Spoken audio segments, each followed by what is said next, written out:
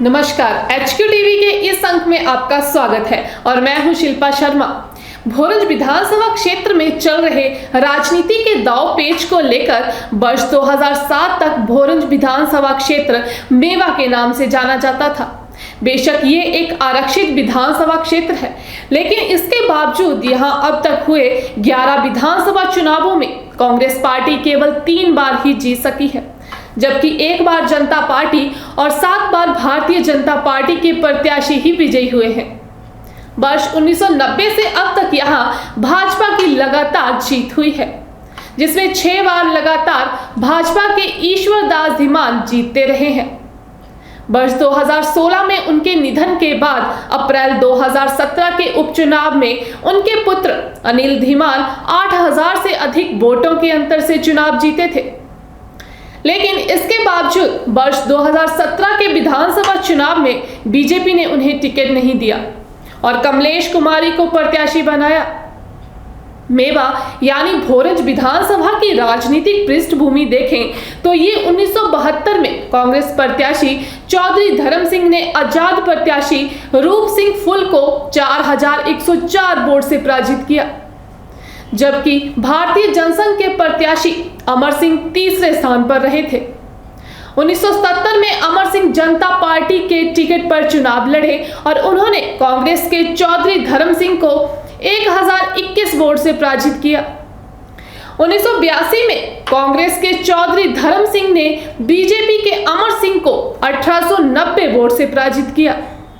वर्ष 1985 में कांग्रेस पार्टी के प्रत्याशी चौधरी धर्म सिंह ने बीजेपी के प्रत्याशी मेलाराम को 1925 वोट के अंतर से पराजित किया।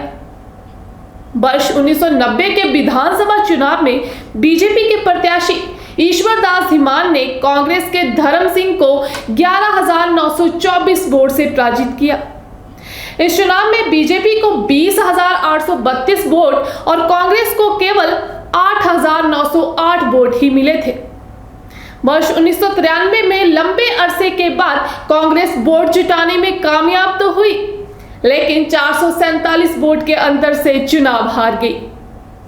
इस चुनाव में बीजेपी के ईश्वर दास धीमान को 17134 और कांग्रेस के नीरज चौधरी, जो कि धर्म सिंह चौधरी के पुत्र हैं, उनको 16687 वोट मिले थे। वर्ष 1998 में बीजेपी के ईश्वर दास धीमान ने कांग्रेस के प्रेम कौशल को 5417 वोट्स के अंतर से पराजित किया और 2003 में कांग्रेस के सुरेश कुमार बीजेपी के ईश्वर दास धीमान से 1329 वोट से हारे। वर्ष 2007 में फिर कांग्रेस के सुरेश कुमार बीजेपी के ईश्वर दास धीमान से 10,375 वोट से हार गए। भोरंज विधानसभा में 2012 के चुनाव में बीजेपी के ईश्वर दास धीमान ने कांग्रेस के प्रत्याशी रमेश चंद डोगरा को 10,415 वोट के अंतर से पराजित किया। वर्ष 2017 अप्रैल में विधायक ईश्वर दास धीमान के निधन के बाद उपचुनाव हुआ। इस चुनाव में बीजेपी ने आईडी धीमान के पुत्र अनिल धीमान को प्रत्याशी बनाया और अनिल धीमान 24,434 वोट लेकर कांग्रेस की प्रत्याशी प्रमिला देवी से 8,290 अधिक वोट लेकर विजयी हुए। कांग्रेस प्रत्याशी को 16,144 वोट मिले। वर्ष 2017 में बीजेपी ने अपने सिटिंग एमएलए अनिल धीमान का टिकट काटकर कमलेश कुमारी को प्रत्याशी बनाया, जिसमें कांग्रेस प्रत्याशी सुरेश कुमार को 6,892 वोटों के अंतर से पराजित किया। सुरेश कुमार की ये तीसरी हार थी। महत्वपूर्ण पहलू ये है कि कांग्रेस पार्टी भोरंज विधानसभा क्षेत्र में कभी भी एकजुट नहीं हो पाई है, जिससे बीजेपी को यहाँ इजी विन वाली परिस्थितियां मिलती रही। दूसरा कारण यह भी था कि ईश्वर दास धीमान कांग्रेसी प्रत्याशियों के मुकाबले में बड़े सुलझे हुए और ईमानदार छवि वाले व्यक्ति थे, जिसके कारण विधानसभा क्षेत्र में बीजेपी लगातार मजबूत होती गई। धीमान के निधन और उनके पुत्र के टिकट काटने के बाद परिस्थितियों में अब परिवर्तन दिखने लगा है। वर्तमान परिस्थितियों में बीजेपी का कुनबा बगावती सुरों में है और भाजपाई आकाओं ने भी यहां अपने अपने मोहरे तैयार करने शुरू कर दिए हैं। यहां सत्ता, संगठन और संघ अपने अपने समीकरण बनाने में जुटे हैं। लेकिन इस माहौल में कांग्रेसी भी अपने कुनबे को समेट नहीं पा रहे हैं। बीजेपी की विधायक कमलेश कुमारी ने हाल ही में कंजान में मुख्यमंत्री जयराम ठाकुर के सामने अपने भाषण में भी पार्टी की मुखालफत कर रहे पार्टी के ही लोगों से सावधान रहने की अपील लोगों से की थी, जिससे ये जरूर लगता है कि उनके क्षेत्र में बीजेपी के भीतर उठ रही चिंगारियों का पूरा अंदाजा है। देखना यह है कि वे इसे कैसे कंट्रोल कर पाती हैं।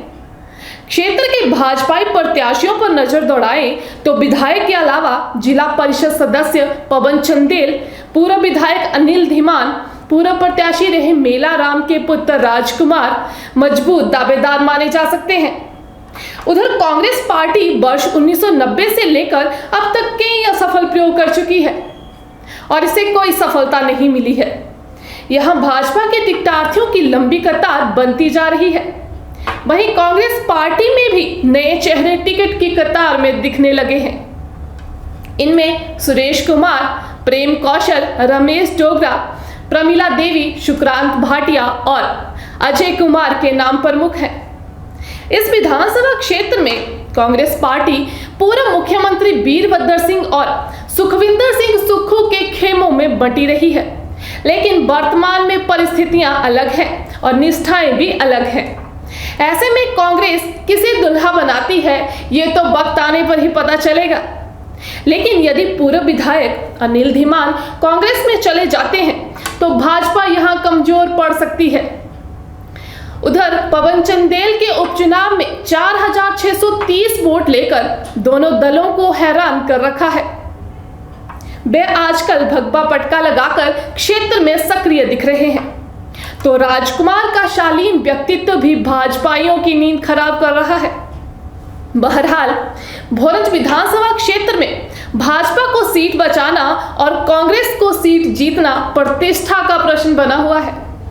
उधर भाजपा के टिकट के चाहवान तो ये कहने से भी गुरेज नहीं कर रहे हैं कि यदि सिटिंग एमएलए का टिकट पहले कर सकता है तो अब भी इसकी संभावना से इनकार नहीं किया जा सकता। तो देखते हैं कि भोरंज विधानसभा क्षेत्र में इस बार क्या उथल पुथल होती है। HQ टीवी को फॉलो, सब्सक्राइब करने के साथ साथ लाइक बटन और नोटिफिकेशन बटन भी दबा लें ताकि कोई एपिसोड छूटे नहीं, क्योंकि राजनीति के दाव पेच का सिलसिला जारी है। देखते रहें HQ टीवी। धन्यवाद।